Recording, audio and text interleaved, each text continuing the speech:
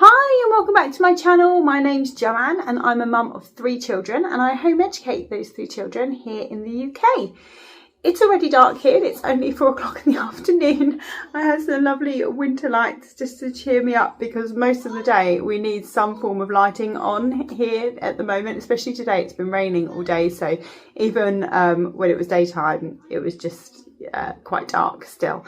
Anyway, today I wanted to talk about how we educate our young children, what to do if you are excited to home educate, but you've looked into it and you've decided to delay academics. Is there anything else you could or should be doing with your children? We delay academics in our home, which for us means that we don't ask or require our children to do any formal learning until about the age of 7. We sort of skip reception and year 1 and kind of carry on as if school isn't happening, as if there's no such thing. Once my children get to age 7, then I don't start lessons with them immediately. I sort of assess where they're at, particularly with sort of reading, writing, maths, those foundational skills. Then if they need any extra help in any of those things, then I will come alongside them. We will find a way to target those specific skills. So for my oldest son, for example, that meant incorporating some more maths games into our day. For my middle son, he doesn't need any extra maths practice. What he really benefits from is some handwriting practice. Despite me delaying academics, all of my children have learned to read at around age 4 or 5.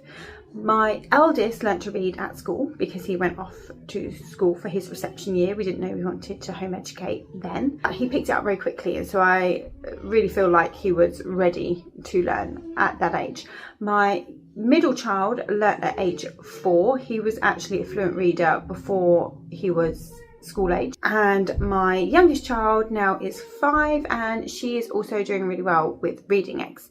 Now the reason I still say that we delay academics, even though my children have been learning to read quite early, is because that is completely their choice. So they have come to me and said, "Mum, I want to learn to read, can you teach me?" And then I am putting in the resources and the provision and the time to teach them to read because that's something they want to do. And if at any time, like if my daughter said, "No, I don't want to read anymore," then I would back off. So until about age 7, that is the age I would approach it if they hadn't approached it already themselves.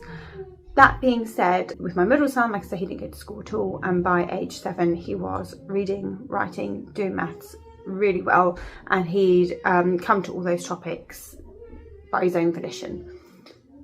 What I would utilise this early period of childhood for is the establishment of routines and rhythms in your home.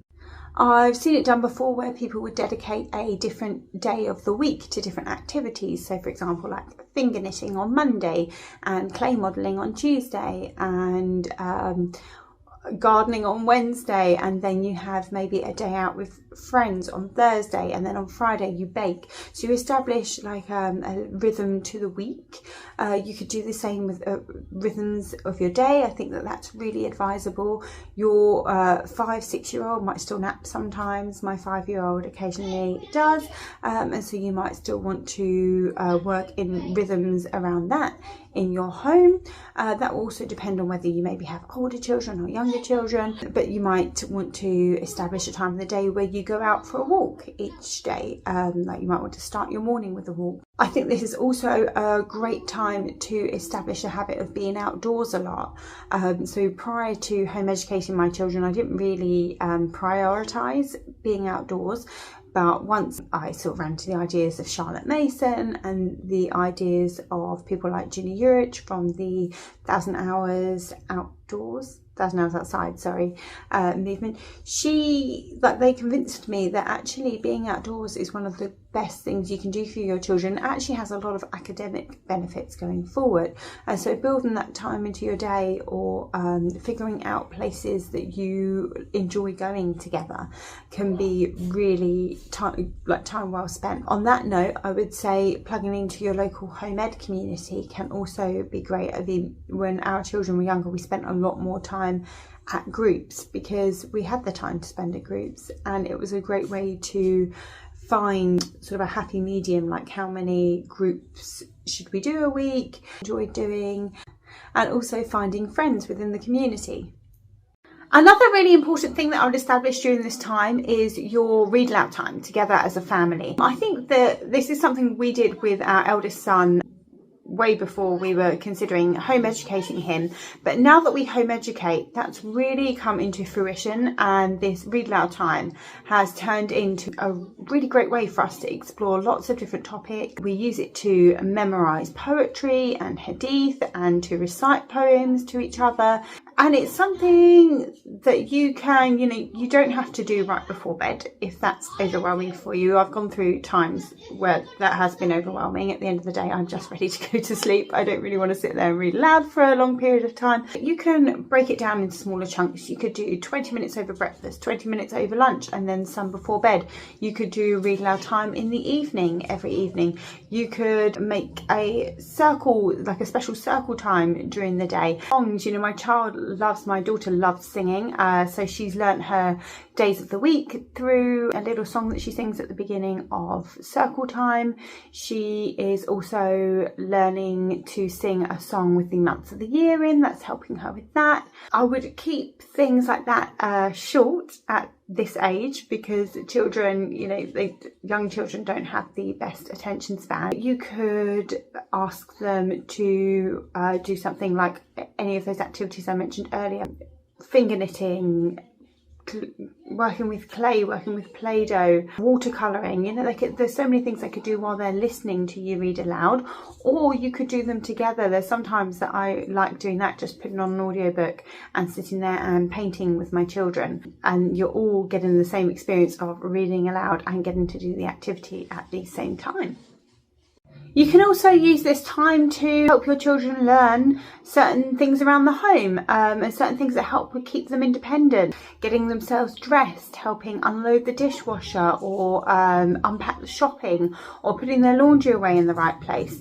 If you want your children to go forward into their sort of older childhood and their teenage years, helping out around the house, I think it's really good to establish these things while they're young, so that it doesn't feel like a big weight on them when they're older. It's just what they've always done. There's an expectation that everyone in the house pitches in with certain things.